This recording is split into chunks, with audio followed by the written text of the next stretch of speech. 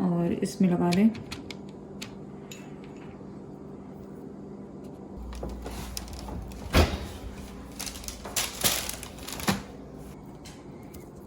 ये देखें। अस्सलाम वालेकुम, welcome back to Mama Zaid channel. आप सब कैसे हैं? उम्मीद है आप सब लोग ठीक होंगे। चलें, आज आपके लिए क्विक रेसिपी है। आप लोगों की फरमाइश भी थी नान खताए की। ये आप ईद आ रही है उसके लिए बना के रख सकते हैं। ऐसी चीज़ें बनाएं जो आप ईद पे 2-3 दिन पहले बना के रख लें, ताकि जब मेहमान आए, मेहमान तो जब आएंगे नहीं लेकिन खुद भी खा सकते हैं चाय के साथ। चलें स्टार्ट करते हैं। सबसे पहले मेरे पास क्या है, यहाँ पे पाउडर शुगर है जो कि हाफ कप है। हाफ कप ही मेरे पास घी है। तो मैंने बिल्कुल नॉर्मल उस पे लिया है। इसको मैंने कुछ भी नहीं किया, इसको मैंने मेल्ट वगैरह नहीं किया, रूम टेम्परेचर पे है जो घी मेरे पास। सो ये इसमें डालेंगे बोल में, पूरा अच्छी तरह निकाल देंगे। अब इसमें मैं हाफ कप शुगर डाल रही हूँ।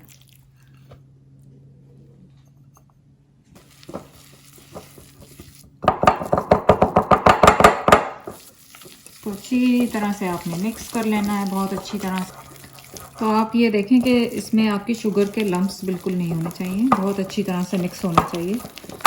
आप इसे मशीन में भी कर सकते हैं, लेकिन मैंने कहा कुछ आपको हाथ से भी बना दूँ, कहेंगे मशीन इस्तेमाल करती रहती। यहाँ पे मेरे पास आधा कप ऑल पर्पस फ्लावर है।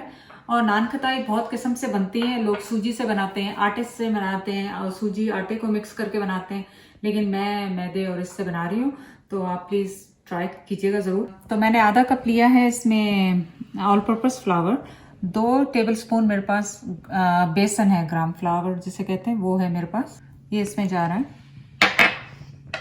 1/4 टीस्पून मेरे पास बेकिंग सोडा है, बेकिंग पाउडर नहीं, बेकिंग सोडा है। और 1 टीस्पून मेरे पास इलायची, पिसी हुई इलायची है खुशबू के लिए। अब इन्हें आप मिक्स कर लें अच्छी तरह। जब ये मिक्स हो जाएंगे अच्छी तरह, तो बस आपने इसका डो बनाना है। अब इसमें थोड़ा थोड़ा करके शामिल करें इसमें।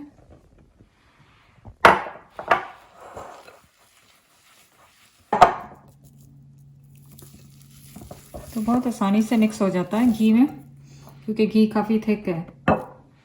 और अगर आप कहीं गर्मी के इलाके में बना रहे हैं तो घी मेल्ट होने लग जाता है। तो आप इस वक्त इसको बना के इस तरह से करके, अब मैं इसको हाथ से यूज़ कर लूँगी। इसको बना के आप 5 मिनट के लिए फ्रिज में रख दें, ताकि घी दोबारा से जम जाए, क्योंकि जब आप इसके बिस्किट्स बनाएंगे तो वो मेल्ट होना शुरू हो जाएंगे जब आप हाथ लगाएंगे। तो यहाँ तो ठंडी होती है, यहाँ तो इतनी गर्मी होती नहीं है। इसको आपने आटे की तरह नहीं गूंदना है, बस घी देखें बहुत अच्छा सा मिक्स हो गया और ये रेडी है।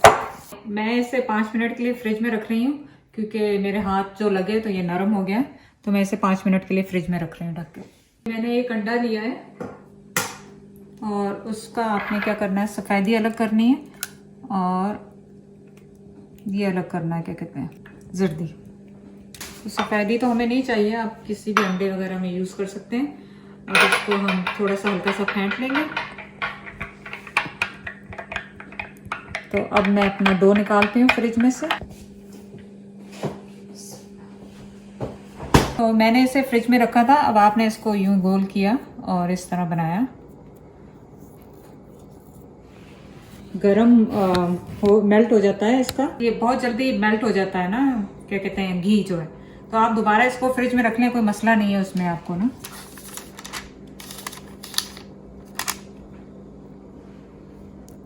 यूं क्रॉस लगा लें इसके अंदर, या वैसे ही रहने दें सीधे, सब टू यू। मैं हल्के हल्के क्रॉस लगा रही हूँ इसमें।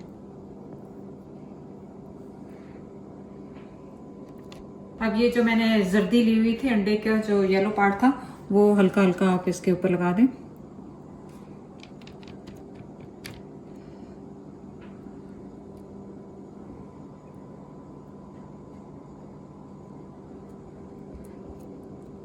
तो जब भी आपका आटा गर्म होने शुरू हो जाए, आप उसको दोबारा उसमें रख दें फ्रिज में। मैंने तो लास्ट में किया नहीं, तभी मेरे ये टेढ़े मेढ़े हो रहे हैं। तो जैसे ही वो हाथ लगेगा, आपका जो डो है सॉफ्ट होने लग जाएगा। तो आप फ्रिज में रखें, दोबारा हार्ड हो जाएगा, क्योंकि घी है इसमें, तो घी बहुत जल्दी जम जाता है। चलिए ये लगा दिया हमने एग वॉश इसके ऊपर। और आपने बादाम ले लें, अपना फेवरेट कोई भी आपका जो है भी है ड्राई फ्रूट, वो ले लें और इसमें लगा दें। और ओवन को मैंने प्री हीट के लिए रख दिया था 300 फ़ारेनहाइट पे, तो ये उसमें सेंटर में जाना। ये तकरीबन 10 मिनट जाएंगे तो मैं चेक करूंगी। ऊपर से तो ज्यादा ब्राउन नहीं करने।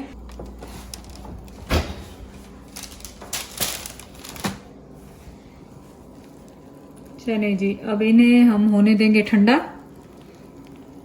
तो देखें कि ये अभी मैंने ऐसे टच किया तो ये बिल्कुल सॉफ्ट होते हैं, बिल्कुल भुरभुरे। तो इसको बिल्कुल आप ठंडा होने दें रूम टेम्परेचर पर, फ्रिज में नहीं रखना आपने। रूम टेम्परेचर पे इनको छोड़ दें और फिर वापस आते हैं। चलें जी, अब ये इन्हें उठाते हैं आराम आराम से। अभी भी पूरे ये ठंडे नहीं हुए हैं, तो आप इन्हें टाइम दीजिएगा। मैं थोड़ा सा रश कर रही हूँ। इतनी मज़ेदार खुशबू आ रही है इसकी, बहुत ही अच्छी खुशबू आ रही है इसकी। हालांकि बटर नहीं डाला, पर बटर जैसी खुशबू आ रही है इसमें से, नहीं हो सर? तो आपको मैंने बताया था ना, आपने जब गरम को यूज़ किया तो ये कॉर्नर टूट गया। तो गरम आपने बिल्कुल इसको गरम वाले को नहीं यूज़ करना, ठंडे होंगे तो आपने इन्हें निकालना। नान की पाई हो गई है रेडी। आप इन्हें बना के बिफोर टाइम मेहमानों के या वैसे ही आप ईद के लिए इसको एयर टाइट कंटेनर में रख लें और इनको बिल्कुल कुछ भी नहीं होगा।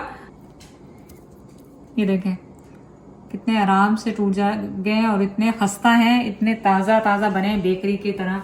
तो आप जाके प्लीज़ इसको जाके ट्राई करें। वीडियो को लाइक और शेयर करने का बहुत बहुत शुक्रिया। अल्लाह हाफिज़।